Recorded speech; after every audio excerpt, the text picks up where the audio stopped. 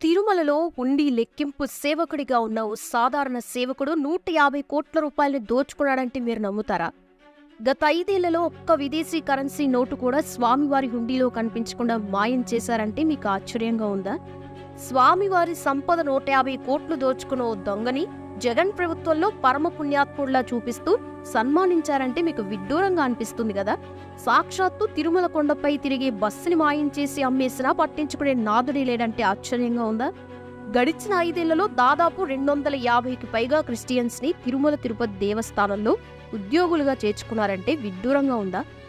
స్వయాన ఏపీ దేవాదాయ శాఖ మంత్రి ఆనం రామనారాయణ రెడ్డి గత 5 ఏళ్లలో తిరుమలలో జరిగిన దారుణాల గురించి మంత్రిమండలిలో చెప్పి కళ్ళలో నీళ్లు పెట్టుకున్నారంటే అర్థమవుతుంది వీళ్ళెంతకి తెగించారు అని. తిరుమలలో జరిగిన అక్రమాల గురించి కంప్లీట్ ఎక్స్క్లూజివ్ స్టోరీ వీడియో చాలా ఇంట్రెస్టింగ్ గా ఉంటుంది. చాలా రీసెర్చ్ చేసి అక్కడున్న ఆలయ సిబ్బంది